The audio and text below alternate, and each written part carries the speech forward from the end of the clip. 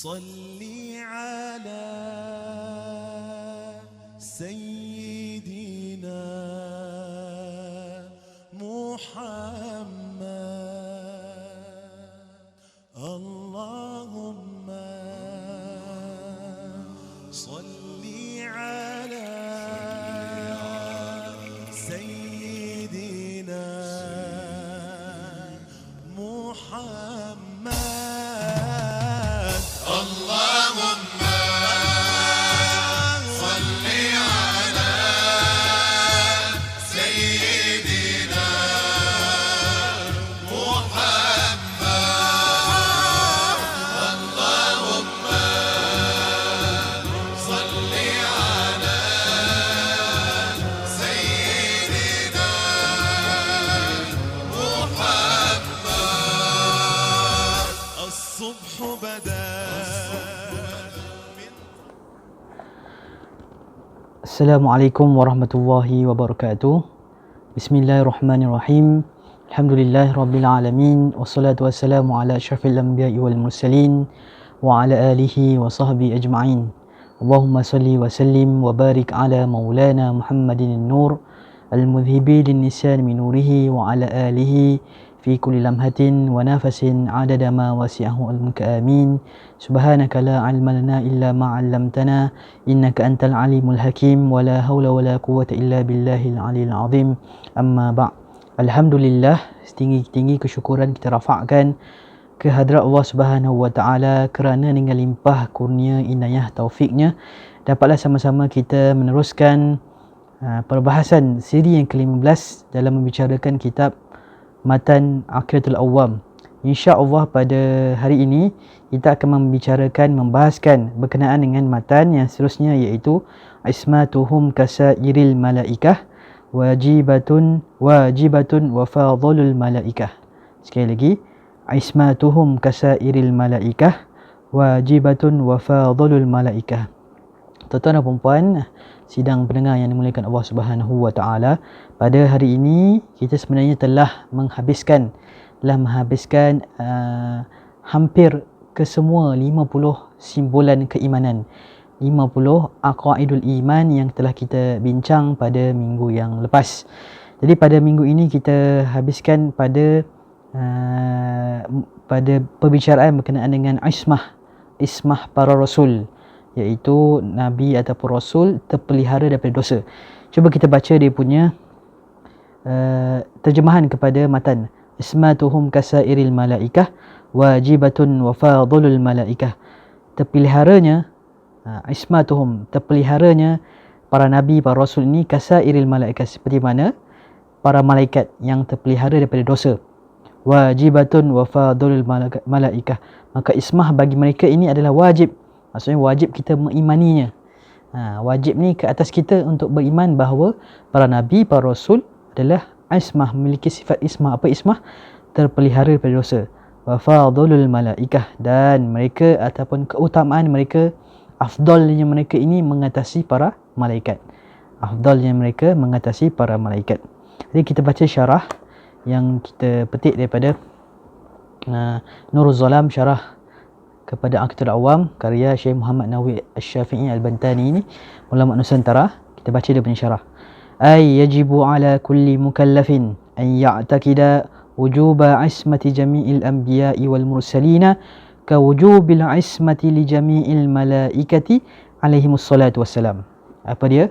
Apa yang Imam Nawawi Al-Bantani Asy-Syafi'i ini kata? Imam Muhammad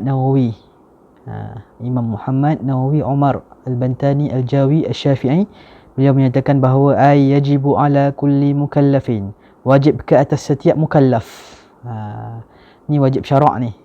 Wajib syarak maksudnya buat dapat pahala, tinggal berdosa. Ala kulli mukallafin, atas setiap mukallaf, atas setiap orang yang dibebani dengan hukum taklifi yang 5. Ay ya'taqida wujuba ismati jami'il anbiya'i wal mursalina, bahawa dia mengiktikadkan wujub, iaitu wajibnya ismah para nabi. Wajibnya para nabi dan para rasul bersifat dengan sifat ismah, iaitu terpelihara daripada dosa. Ka wujubil ismati li jami'il malaikah, seperti mana wajibnya ismah bagi keseluruhan para malaikat alaihimussalatu wassalam. Ini yang perlu kita imani terlebih dahulu. Wal ismatu lughatan. Okey. Apa maksud ismah di sini? Dibahaskan dalam kitab Nurul Zulam. Wa ismatu lughatan mutlaqul hifzi wastilahan hifzullahi lahum min adh-dhanbi ma istilahati wuqu'ihi. Apa maksud dia?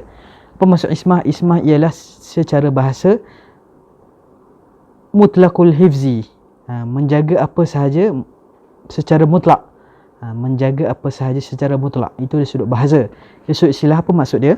Hifzullahi lahum minaz zambi ma'astilahati wuqu'ihi, iaitu penjagaan Allah Subhanahu Wa Taala bagi pihak mereka daripada dosa. Maksudnya Allah Taala menjaga mereka, para rasul, para nabi ini daripada dosa, terpelihara daripada dosa, bersama dengan mustahilnya terjadi dosa itu bagi mereka, kepada mereka.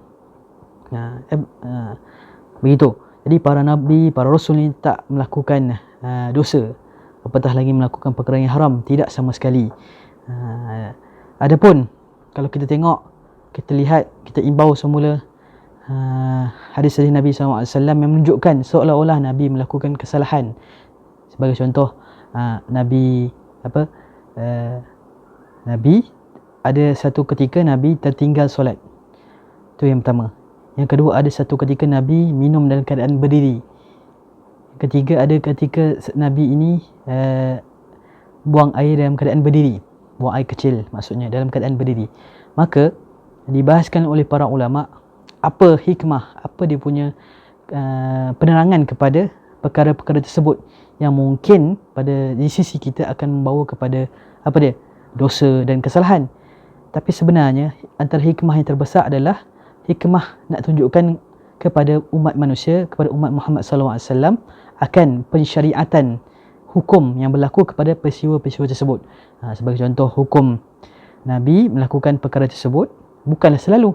Contoh minum berdiri, bukan selalu. Cuma nak tunjukkan hukum bahawa minum berdiri ni makruh. Makruh.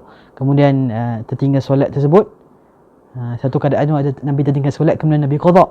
Maka kalaulah Nabi tak melakukan perkara tersebut, iaitu perkara meninggalkan solat tersebut, maka kita tak akan tahu bagaimana kaedah atau kaifiat kita nak mengqadakkan, kita nak menggantikan solat kita yang tertinggal. Begitu. Jadi setiap apa yang berlaku terhadap Nabi SAW, di sisi kita nampak macam makruh, tapi sebenarnya wajib bagi Nabi untuk menerangkan perkara tersebut sebagai apa? Sebagai satu bentuk pensyariatan hukum, nak mensyariatkan hukum, nak jelaskan hukum kepada umat Muhammad SAW. Begitu cara para ulama menerangkan kepada kita semua. Wa ismatu lughatan mutlaqal hifzi wasilahan hifzullahi lahum minaz zambi ma istilahati wuqu'ihi. Jelas insya-Allah. Wa qawluhu wa fadlul malaikah ay anna al anbiya'a wal mursalina afdalu minal malaikah. Ucapan Nazim, iaitu Syekh Ahmad Marzuki, wa fadlul malaikah, yakni sesungguhnya para nabi dan para rasul lebih utama daripada para malaikat. Annal anbiya'i wal mursalin afdal minal malaikah. Okey. Fa afdaluhum, jadi ucapan wa fadlul malaikah ni nak menekankan bahawa para nabi dan para rasul ni kedudukannya lebih mulia daripada para malaikat. Fa afdaluhum, maka seafdal, seutama-utama daripada para nabi dan rasul adalah diawali dengan nabi kita Sayyidina Muhammad sallallahu alaihi wasallam. Wa afdalul khalqi 'ala al-itlaqi nabiyuna fa min al-shiqaqi. Ini yang disebutlah selalu, yang menjadi orang kata persiulan kita selaku penuntut ilmu, bahawa wa afdalul khalqi 'ala al-itlaqi nabiyuna fa min al-shiqaq. Seafdal makhluk secara itlaq, tanpa bangkangan, tanpa pertikaian, siapa? Nabi Yuna fami'an syiqaq. Nabi kita Muhammad SAW, maka berpalinglah daripada berbantah-bantah tentang perkara tersebut. Nabi kita lagi mulia. Nabi kita paling mulia, lebih mulia daripada arash Allah, lebih mulia daripada malaikat Jibril, lebih mulia daripada Kaabah, lebih mulia daripada segala makhluk yang ada atas muka bumi ini. Nabi kita Muhammad SAW yang telah mencapai maqam Habib, kekasih Allah Subhanahu Wa Taala satu-satunya. Begitu.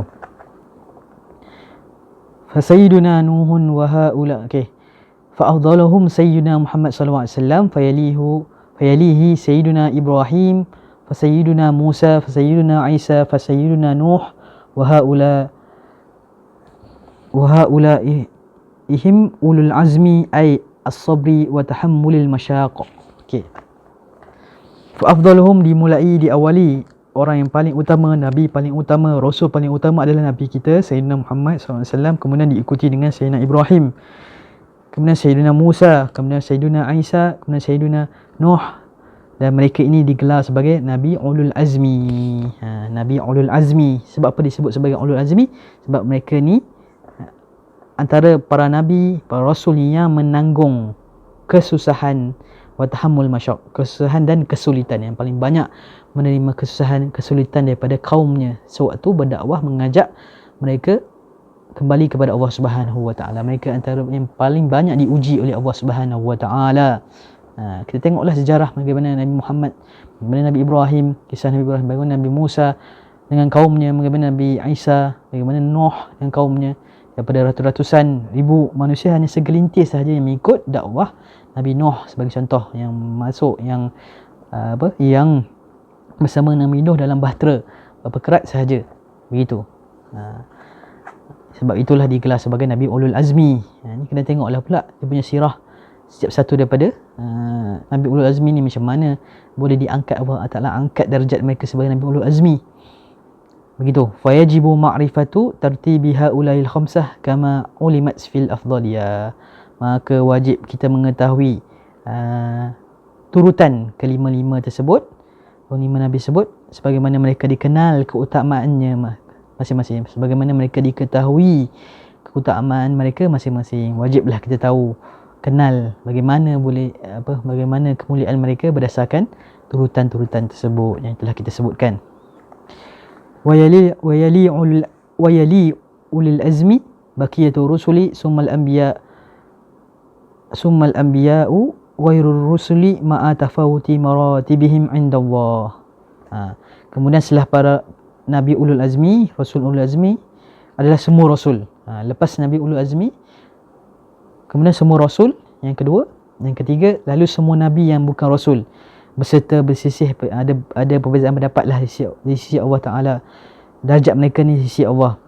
Kemudian barulah para pemimpin malaikat seperti Jibril, summa ru'asaul malaikah ke Sayyidina Jibril wa nahwihi ke hamalatil arshi, seperti malaikat pemikul arash, wahum arba'atun al-an.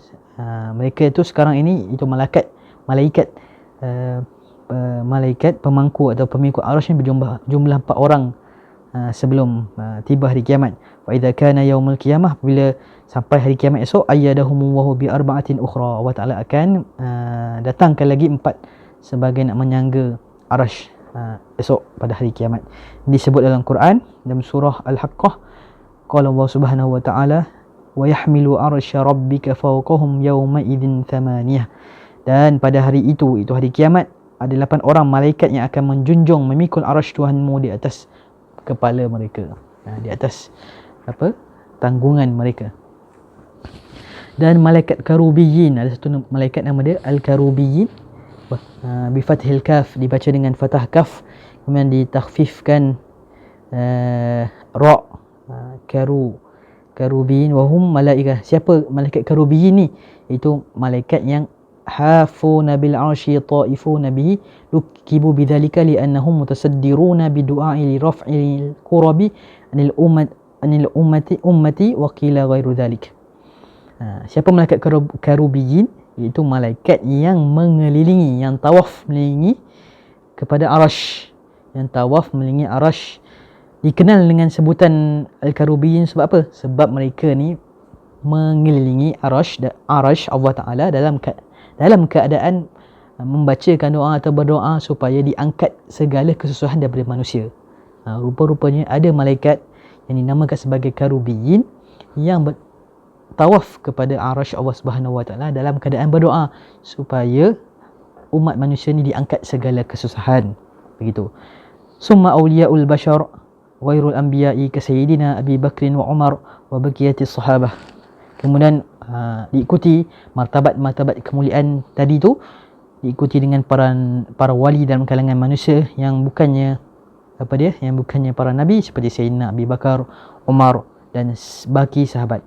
Di qaulihi sallallahu alaihi wasallam, pada perkataan sallallahu alaihi wasallam, berdasarkan sabda Nabi sallallahu alaihi wasallam, innallaha ikhtara ashabi 'alal 'alamina siwan nabiyina wal mursalina. Sesungguhnya Allah Taala telah memilih para sahabatku di atas para sahabatku atas orang-orang di alam ini selain para nabi dan rasul. Nabi SAW sendiri yang mengutamakan para sahabat selepas kenabian dan kerasulan.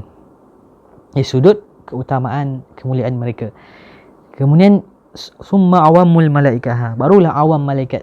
Maksudnya para malaikat dalam keadaan para malaikat yang dalam kalangan awam. Barulah awamul bashar, summa awamul bashar, barulah manusia dalam kalangan orang awam. Hakadha qala ba'dul ulama. Demikianlah yang telah disebutkan oleh para ulama. Okey. Itu yang dibahaskan yang dalam sebahagian syarahan yang dibahaskan dalam Nurul Zalam. Jadi kita teruskan kepada matan yang seterusnya, iaitu wal mustahilu diddu kulli wajibi fahfaz li khamsina bi hukmin wajibi. Dan mustahil dan sifat mustahil diddu kulli wajibi, dan sifat mustahil itu adalah lawan kepada setiap sifat yang wajib. Fahfaz, maka hafazlah, jagalah, li khamsina, bagi 50, bi hukmin wajibi, akidah yang wajib ini, hukum yang wajib. Hukum yang wajib ini. Jadi apa dia punya penjelasan disebut oleh Syekh Umar Nawawi Al-Bantani, ay yajibu ala kulli mukallafin an ya'taqida anna al-mustahila 'ala Allah wa rasulihi diddu kulli sifatin wajibatin lillahi wa li rusulih. Apa dia? Yakni wajib ke atas setiap mukallaf an ya'taqida, bahawa dia mengiktikadkan, dia meyakini annal mustahila, itu setiap perkara yang mustahil ke atas Allah dan Rasul, diddu kulli sifatin wajibat, itu sifat yang berlawanan, adalah sifat yang berlawanan dengan sifat wajib bagi Allah dan Rasul. Fa'adalul mustahilati ka'adalil wajibat, maka setiap jumlah sifat-sifat mustahil itu adalah seperti mana banyaknya jumlah ataupun sifat-sifat bagi bilangan sifat-sifat wajib bagi Allah dan Rasul. Maksudnya apa? Kita dah membahaskan pada minggu yang sudah bahawa Allah Ta'ala bersifat dengan 20 sifat yang wajib bagi Allah. Dengan maksud apa? Mesti bagi Allah Ta'ala, mesti bagi Allah Subhanahu Wa Ta'ala bersifat dengan 20 sifat ini. Dan mustahil, iaitu tidak mungkin bagi Allah Ta'ala bersifat dengan 20 sifat yang lawan bagi sifat wajib bagi Allah Ta'ala, yang telah kita bahaskan daripada Adamnya sampailah kaunuhu, bakmannya dan sebagainya, yang sampai hujung lah. Okey, dah 40. Kemudian satu sifat harus bagi Allah Subhanahu Wa Ta'ala. Kemudian datang pula 4 sifat wajib bagi Rasul. Kemudian lawan dia adalah 4 sifat mustahil bagi Rasul yang telah kita bahaskan juga pada minggu-minggu yang sudah. Dalam ni adalah syair dia yang dinukilkan, dimasukkan oleh Syekh Umar Nawawi Al-Bantani sebagai nak melengkapkanlah melengkapkan perbahasan berkenaan dengan sifat mustahil bagi Allah Subhanahu wa Ta'ala, begitu.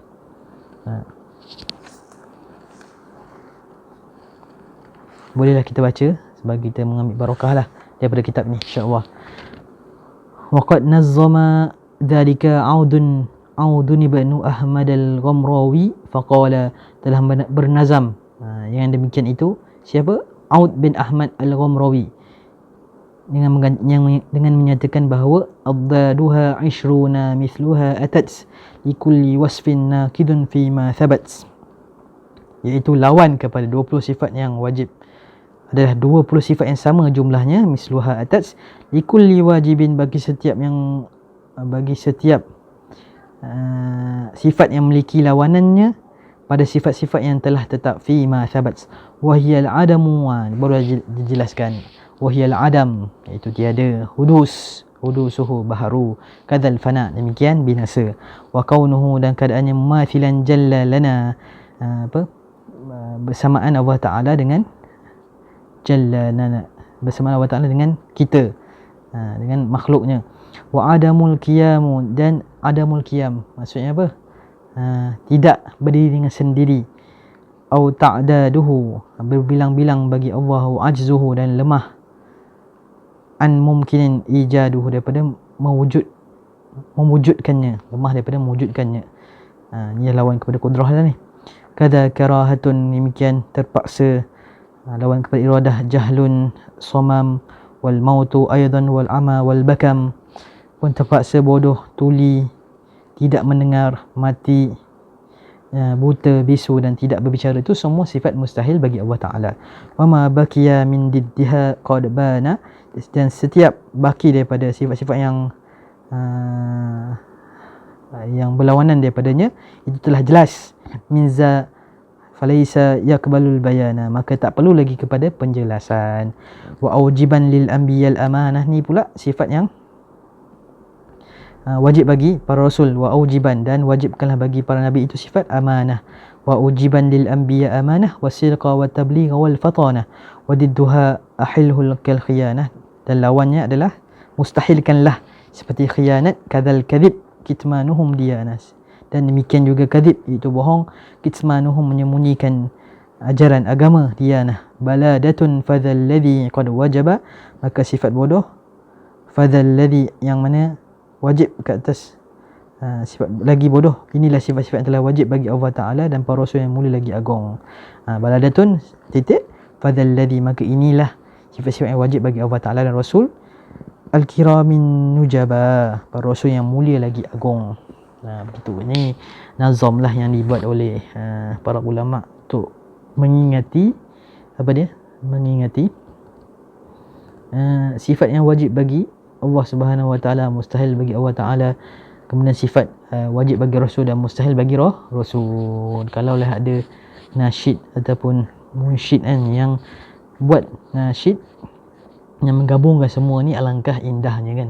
Seperti mana Raihan dulu buat nasyid untuk kita hafal 20 sifat wajib bagi Allah Ta'ala, dan sepatutnya juga buat sekali 20 sifat yang mustahil bagi Allah dan sifat harus, barulah komplit sifat ketuhanan bagi Allah Ta'ala. Kemudian sifat kenabian pula, amanah, apa semua-semua tu 4 sifat wajib, 4 sifat mustahil, dan 1 sifat harus bagi Rasul pun dimasukkan sekali. Alangkah indahnya 50 simpulan keimanan yang dilantunkan, yang menjadi pasak pegangan kepada anak-anak Ahlussunnah wal Jamaah yang telah dihafal, yang telah dilagukan sejak kecil. Mudah-mudahanlah ada munsyid di luar sana ataupun orang yang ada suara yang merdu, ada bakat yang boleh gubah syair ataupun lagu ni supaya boleh dihafal, dijadikan siulan kepada anak muda. Besar pahala sebenarnya buat perkara ni, seperti mana Raihan dulu kan.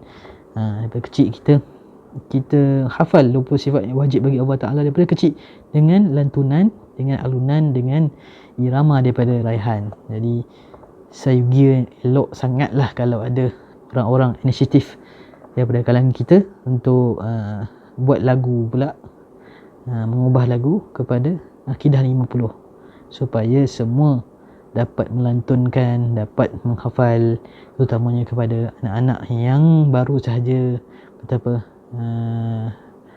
nak meningkat remaja ataupun baru saja nak kenal dunia ni, umur 7 tahun, 8 tahun, 9 tahun, 10, 11, 12. Elok sangat kita fasakkan mereka dengan perkara-perkara tersebut.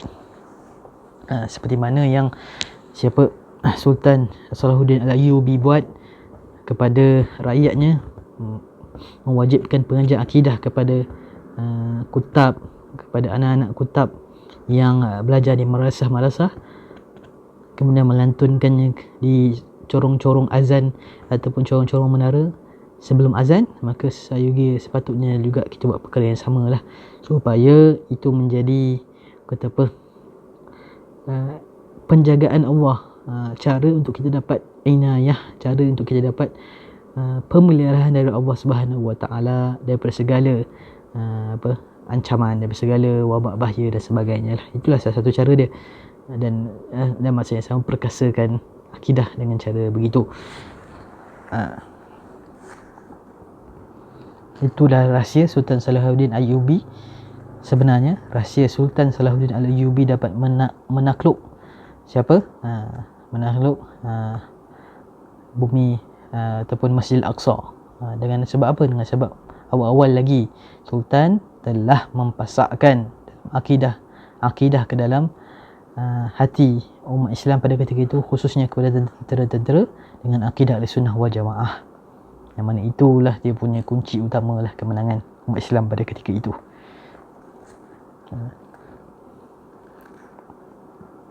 Jadi itu setakat itu dulu perbahasan pada minggu ini. Mudah-mudahan Allah Ta'ala bagi Allah Ta'ala bagi manfaat, bagi kekuatan, taufik, inayah, bagi kesihatan, bagi umur yang panjang dalam ketaatan, bagi apa lagi? Bagi keafiatan, bagi rezeki yang melimpah ruah kepada kita yang mendengar, yang menonton.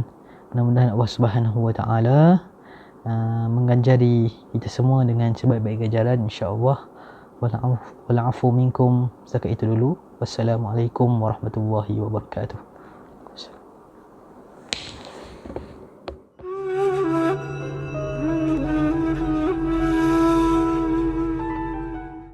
Allahumma salli ala sayyidina Muhammad. Allahumma salli ala sayyidina Muhammad. Allahumma salli ala sayyidina